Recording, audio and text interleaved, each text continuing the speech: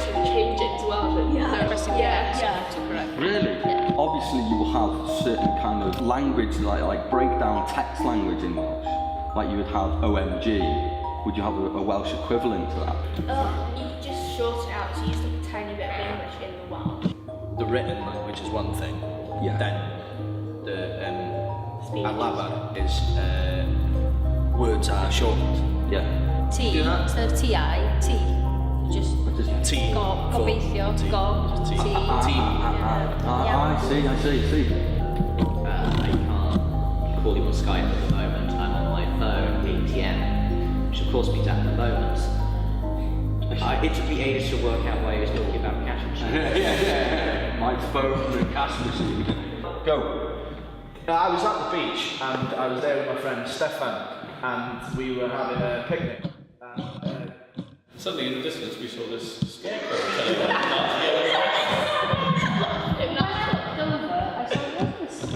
And John has never come down to the beach before, so it's very, you get what I mean? Of course, John. So we'll see if we can hold the story bubbling along in two languages. Once upon a time, o'n i'n gofio yn y dŵr ar y traeth, a nath ni gweld Bwgan ar y tywod. O'n i hefo ffrind Steffan, a dwi'n mynd ar ci am dro.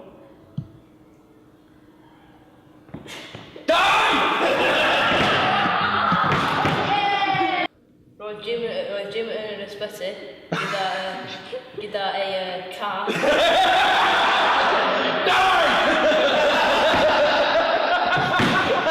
Oedd Jim yn teimlo'n sal iawn, felly nath nhw'n just ysbyty. Oedd Jim yn trio rhedeg yn ôl car, ond nath car rhedeg yn ffwrdd. The cat ran across the maternity ward. And then he promptly was squashed by a falling ceiling which hadn't been noticed until 3:30 in the morning after. Felly, nath y babis marw. Oedd y nonna i gyd yn rili drist. Oedd mam i gyd yn crio, wedyn oedd y cath i disappear. And then it's all turned out that it's actually a really weird field, but it doesn't actually stop there. The dog then chased after the cat and into an ambulance and went flying to... A wedyn oedd Jim wedi ffeindio allan fod y cath wedi gwneud pawb marw. Oedd o'n drist iawn, ac oedd yn crio. A oedd y cath yn dechrau lladd Jim. Right, we're done. The hospital lived happily ever after. In Wales!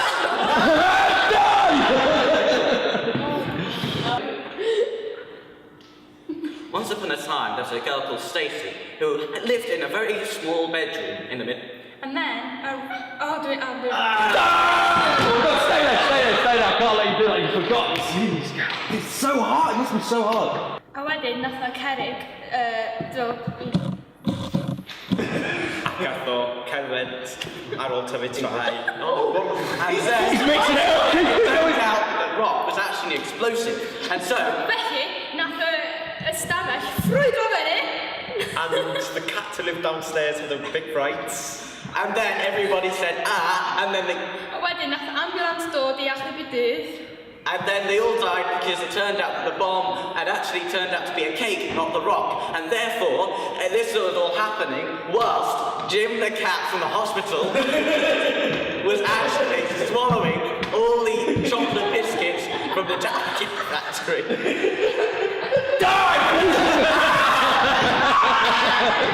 Mai, ti ar lein I chwarae nhw gema? Yeah, sure, John. Iawn, oherwydd, be ti eisiau chwarae? Anything, John, anything you want. Right, oes gen ti Steam ar agor felly? Yep. Open. Be ti eisiau chwarae? Anything that suits you. Oce, wel, mae gen I bach o broblem ar hyn o bryd, felly beth am Minecraft? Yep, sure. Wel, oherwydd dwi wedi cael virus, dyna beth dwi'n meddwl ydi o, oherwydd mae fy cyfrifiadur yn llawn. Ti'n gallu meddwl am unrhyw beth, ti'n gwybod unrhyw beth amdano? No, nothing at all. No. O, iawn. Wel, unrhyw beth special ti eisiau gwneud am Minecraft?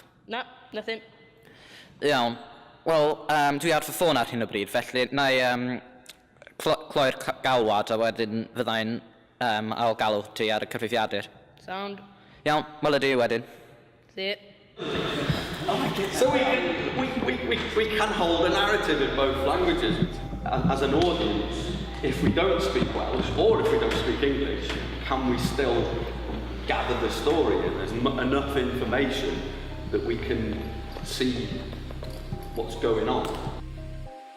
Anyone have any stories or any kind of recollection, or when you were younger, or whether you had any kind of, or in your particular local village, or whether you grew up, do you have any kind of stories that were a deterrent, that you weren't allowed to go to somewhere because of a particular character? The gate was open, it was ripped so we could all get through. And there was an old shed, and we were told there was a monster that lived in the shed.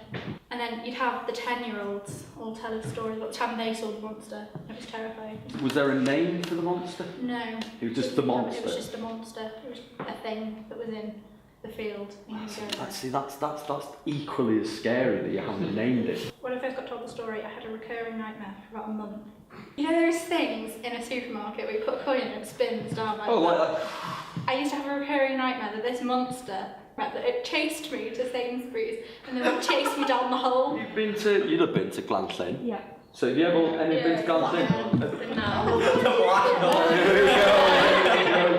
That comes again. There's someone in my school that on their bed it said, "The black woman will steal your socks and soul."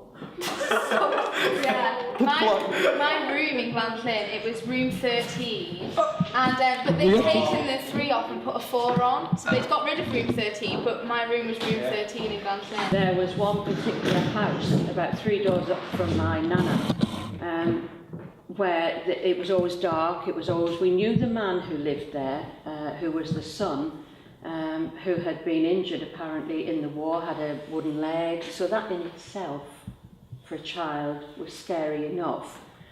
He was very tall and thin and odd looking. But in the house was his mum, who clearly, bless her, looking back now, had some kind of breakdown, or and he looked after her all the time, which in itself was kind of cloistered and weird. And I can remember being terrified of passing this house. Not knowing anything about her really, except that she was there and she was described as mad. And then one particular day, coming down, because we lived at one end of the street, my nan lived at the other, coming down the street to my nana, she was at the window, the front window. I still go like that when I think about it. And she was what you would absolutely imagine as your typical mad woman. Long hair, because obviously she was never really taken care of. I mean, nobody went in, she never came out. Norman used to come in and out, but not his mother. And she was just the scariest thing I have ever seen, in that she was, hair was huge and black and curly. And she was dressed in something very dark. I wouldn't say it was black, but something very old, not modern outfit at all, something very old. And her face looked to me dirty, as if she'd never really, and that just made the whole thing worse, because after I'd seen her going past the house then, particularly at night, going back home from it, was just horrendous. But that poor woman, you know, was sick. And she terrified us all, even though we never actually really came across her. It's sometimes fear that's been given you by other people and the imagination of what that might be.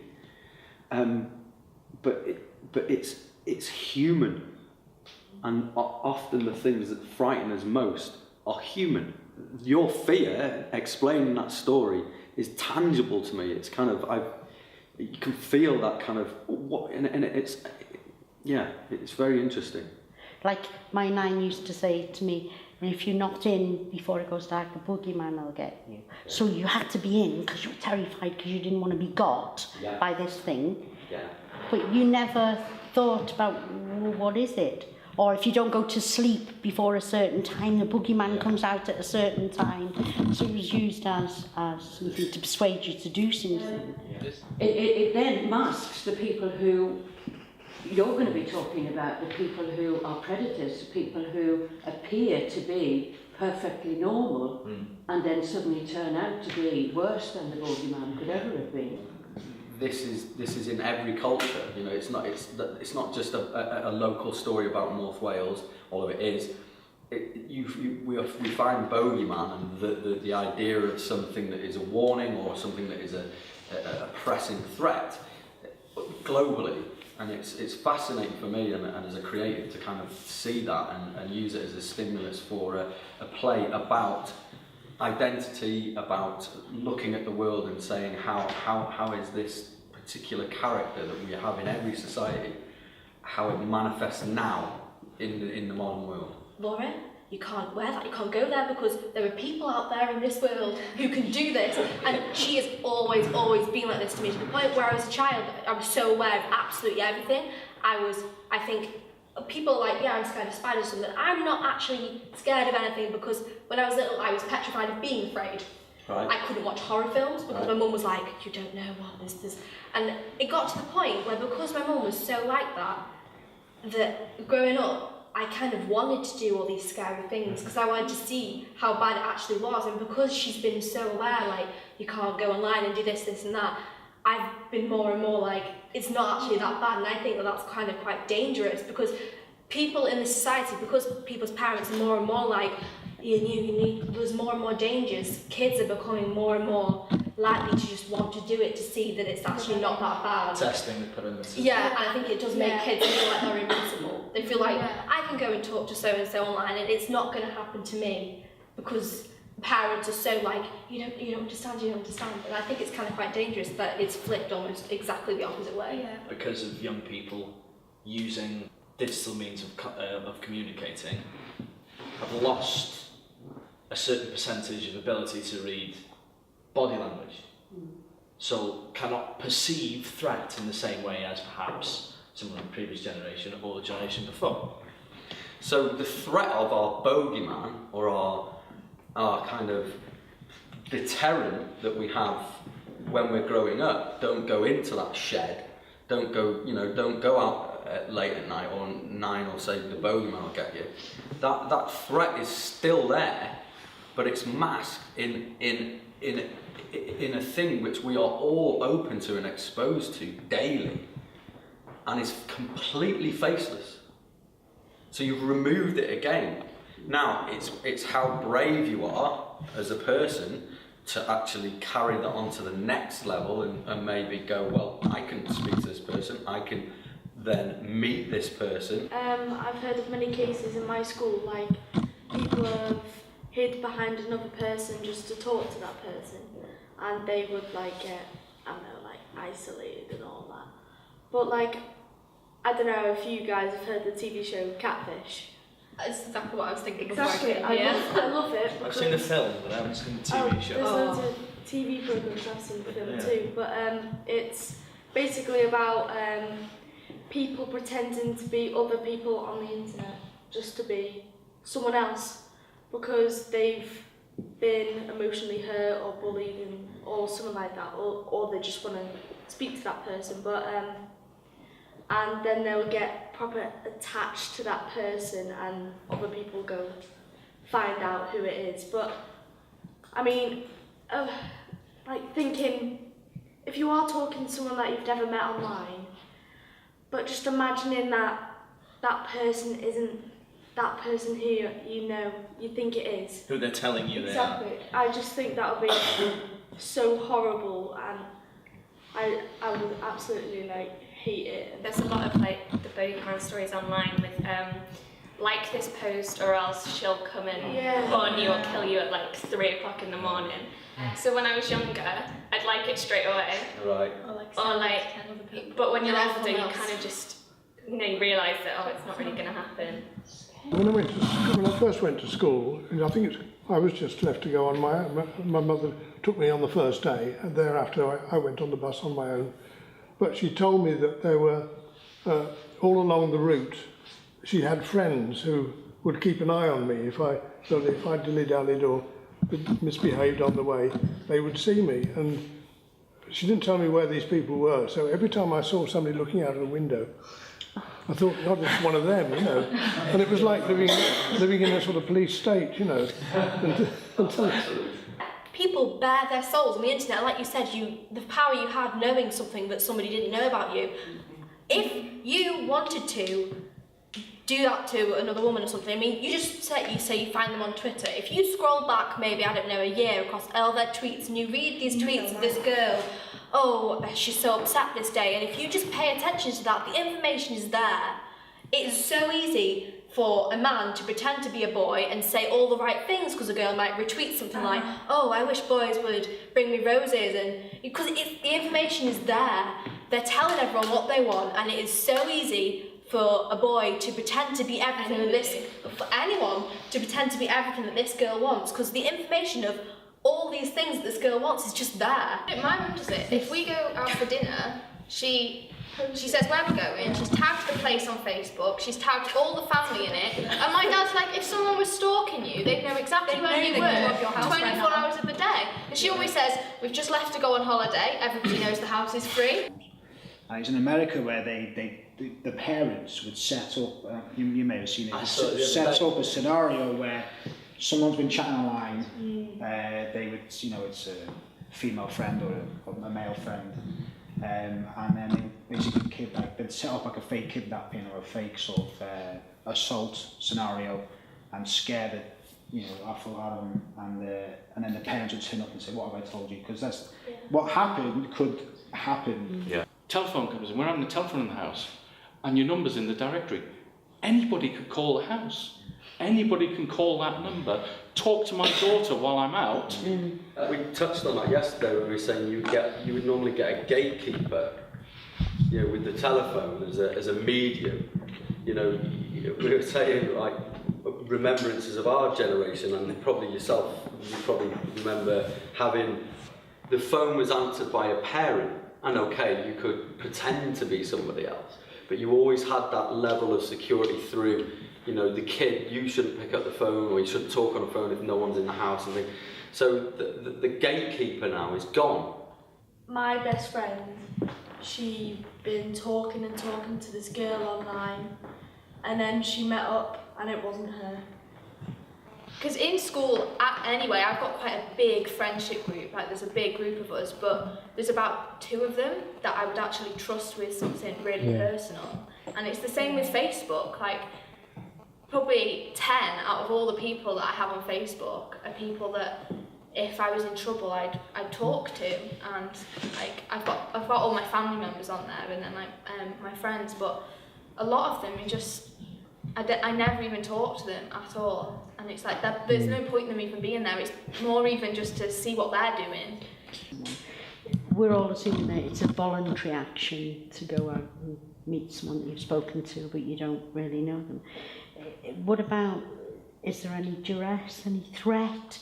Because if you're pouring your heart out to someone who you think is just, that's your relationship, your one-to-one, even though you've never met them, you could obviously tell them lots of secrets about yourself.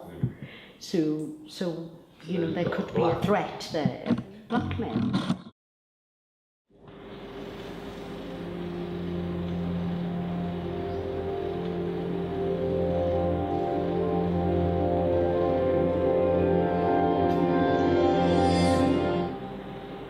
A young girl, a teenager, sits alone in a cottage. Against the window, the silhouette of the bare tree outside looks like a set of fingers trying to reach inside and pull her out into the storm. The last thing that girl heard was the smash of glass. She wasn't even quick enough to see my face. Alright, okay, simmer down. So, for your homework, a short story of the same genre. It's not what we see. It's what we don't see.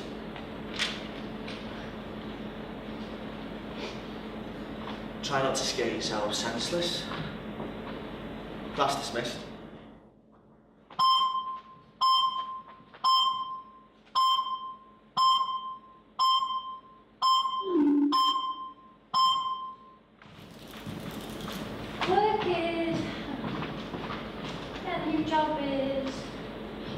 what? You know what, it's fine. I'm happy, it's fine. Lots of responsibility, but it's what I wanted for so long, so. Is there anything else you'd like to talk about? We've still got a minute.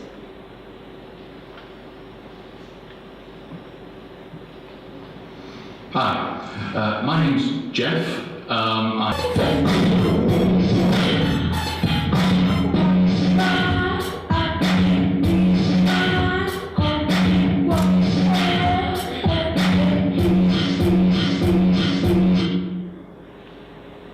You there?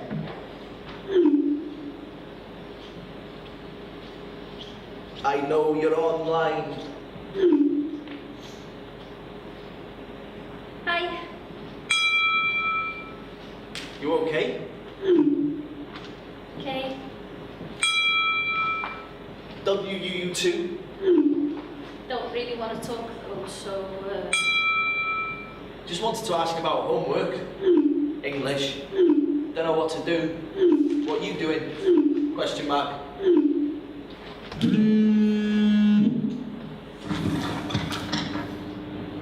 Hello? Hiya. Ti'n iawn, Caria? No, iawn, no. Diwrnod da yn ysgol? Iawn. Be nes i? Be nes i? I'm sorry, I don't understand. I thought they were on board with this. You know, what's the turning around and saying, Nick?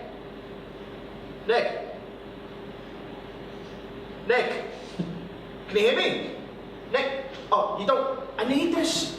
You said this was a dead cert. I mean, come on. You know I don't want to be stuck in some backwater comprehensive forever, right? What do I want you to? Well, tempt it around. Keep up. I mean, someone's going to want to take it, aren't they? You said. I give them that. It's horror, for God's sake. I'm not reinventing the wheel here. And what do they want? Something that reads like Twilight fan fiction? Is that what they want? Because I'm gonna. Nick?